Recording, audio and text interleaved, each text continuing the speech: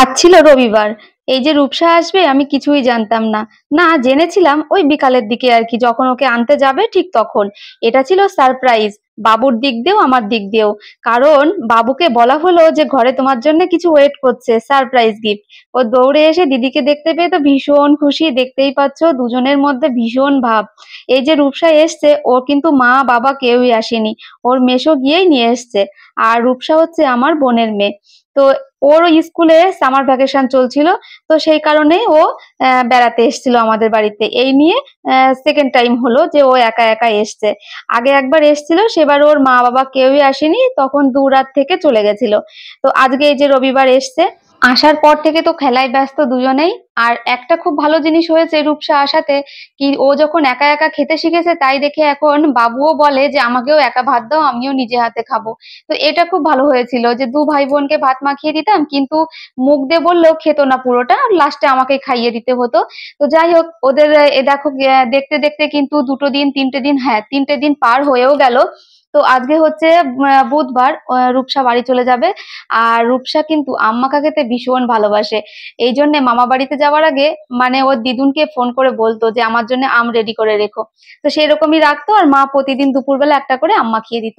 আর এই যে এখন আম খেতে যারা যারা খুব ভালোবাসে, তারা এখন দলে দলে যোগদান করবে, দেখতেই পাচ্ছ। তো এই যে আম মাখাতে যে একদমই পটু, সে বসে গেছে আম মাখাতে। আর সবাইকে দিয়েছে আম মাখিয়ে, মানে প্রসাদ নেওয়ার মতন সবাই যে একটু একটু করে নিল। কিন্তু আমি এই বছরটা একদমই মানে আম মাখাটা সহ্য করতে পারছি না, কেন জানি না, ভীষণ প্রবলেম হচ্ছে। খাবো না খাবো না করেও জোর করে দীপা আমাকে দিল। আর তাই দেখে ওর দাদাও জোর করছে, হ্যাঁ ননদের কাছ থেকে খেলে আর আমার কাছ থেকে খেলে না। তো যাই হোক, ওর কাছ থেকেও একটুখানি নিলাম। এই যে নিয়ে খাওয়ার পরে আমি কিন্তু আর খাইনি, আমার একটু ভাল লাগেনি। আর আমকে আঙুল চেটে খেতে কিন্তু ভীষণ মজা লাগে। তো যাই হোক, এই ব্যাগটাতে করে কিন্তু বোন আমাকে অনেক কিছু পাঠিয়েছিল, সেটা তোমাদের সঙ্গে আমি শেয়ার করতে পারিনি, সেই শ্যুটটা আমার করা হয়নি। তো আমাদের বাড়িতে যা ছিল সেরকমই, ব্যাগটা খালি দিতে আমার একদমই ভাল লাগছিল না, তাই একটু পেঁয়াজ, একটু রসুন, আর আমাদের জমিতে বাবা লাগিয়েছিল পালং শাক খাওয়ার জন্য, তো সেটাই দেওয়া হয়েছিল। আর এখানে এই যে এখন মণি চলে যাবে, আসলে ওর ডাকনামটা মণি হয়ে গেছে, ওর নাম রূপসা, কিন্তু আদর করে মণি বলতে বলতে সবাই ওকে এখন মণি বলেই ডাকে। যেমন বাবুর ক্ষেত্রেও তাই, বাবুকে আমি আদর করে আগে বাবু বলতাম, কিন্তু এখন ম্যাক্সিমাম সবাই ওকে বাবু বলেই ডাকে। তো যাই হোক, এখন ওকে আমি রেডি করিয়ে দিচ্ছিলাম, আর মনটা কিন্তু ভীষণ খারাপ হয়ে যাচ্ছিল। আর ওর তো যাওয়ার ইচ্ছা একদমই ছিল না, দেখো এই যে রেডি হয়েও একটু ভাইয়ের সাথে খুনসুটি না করলেই নয়। এদিকে কিন্তু ওর মেসো গাড়িতে স্টার্ট দিয়ে দাঁড়িয়েছিল। তো যাই হোক, ওর একটুও মন ছিল না যাওয়ার। সময়টা আমি দেখেই বুঝতে পারছিলাম। কিন্তু কি করব, ওর মা ফোন করছে, তারপরে ধরো ড্রয়িং, তারপর টিউশনি, এইসব কামাই যাচ্ছিল।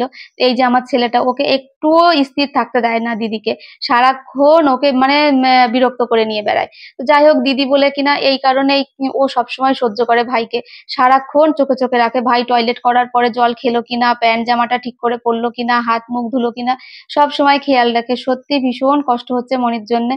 আবার আমি বললাম খুব তাড়াতাড়ি যেন আবার চলে আসবি এক্সাম হয়ে যাওয়ার পরে।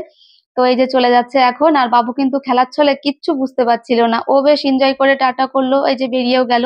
এই সময় আমি আর দীপা গেছিলাম একটু রাস্তায় ঘুরতে। এবার এসে দেখি ঘরে সব উল্টো পাল্টা করে রেখেছে, আমার বিছানাটা, বিছানা চাদর এদিকে ওদিক করে রেখেছে, বালিশ গুলো এদিক ওদিক করে রেখেছে। আর এই যে এখন হাউমাউ করে কান্না করছে, দিদির জন্য মন খারাপ লাগছে। তো বাচ্চাদের মন বলে না, তখন খেলার ছলে কিছুই বুঝতে পারিনি, কিন্তু এখন এই যে একা লাগছে ঘরে, তখন এই যে কান্না করছে। ভাই বোনের সম্পর্ক না মনে হয় এরকমই হয়, মানে না বোঝানো যায় না কিছু করা যায়, শুধু একমাত্র এই জানে যে এর মনের তখন কি হচ্ছিল। আমরাও হয়তো ওকে সান্ত্বনা দিচ্ছিলাম ঠিকই, কিন্তু ঠিকঠাক করে ওর মনের ব্যাপারটা হয়তো বুঝতে পারছিলাম না, ওর মনের মধ্যে না জানি কত কিছু চলছিল। তো অনেক আদর করছিলাম, ও কিছুতেই থামছিল না, ওর বাবাও এদিকে আসেনি, তখন সবে রূপসাকে দিতে গেছে। তো আমি কি করব, অগত্যা আমাকে ফোন করতেই হয়েছিল। আর শেষে যখন আমি ওকে একটা ভিডিও কল করলাম, তখন তো দিদি, এই যে দেখতেই পাচ্ছ 5টা 39 বাজে এখন, ভিডিও কলে কথা হচ্ছে, তো দিদির দিকে তাকাবেই না, এতটাই ওর মনে মানে অভিমান হোক, খারাপ লাগা হোক, যাই হোক কিছু একটা চলছিল হয়তো। তো এই ফিলিংসটা মোটামুটি একটু বুঝি, কারণ যখন বাপের বাড়িতে থাকি ভাই বোনেরা কত ঝামেলা করি, রাগারাগি করি, এত বড় হয়ে গেছি তারপরেও কিন্তু ঠিক যখন চলে আসব বা বাড়ি চলে এসেছি শ্বশুর বাড়িতে, ঠিক তখন কিন্তু মনটা দুর্বল হয়ে পড়ে, আবার আগে আগে ফোন করা হয়, কথা বলা হয়। তো যাই হোক, এই যে এখন যে রূপসাকে দিয়ে চলেও এসছে, আর হয়তো এই যে খাবার টাবার নিয়ে এসছে সেগুলোই দেখবো কি নিয়ে এসছে। আর এই যে আমাকে সারপ্রাইজ দেবে বলে ঠিক তখনই দেখাতে যেন হলো, দেখি বোন একটা শাড়ি পাঠিয়েছে আমার জন্য, আর এইটা ছিল সারপ্রাইজ। আমি বললাম কি আছে এর মধ্যে? তো বললো কি তোমার নতুন ফোনের একটা কাভার আছে। কারণ হচ্ছে জানোই তো বাড়িতে ছোট বাচ্চা থাকলে যা হয়, কখন কি হাত থেকে পড়ে যায়, না ছুঁড়ে ফেলে, না কি হয়।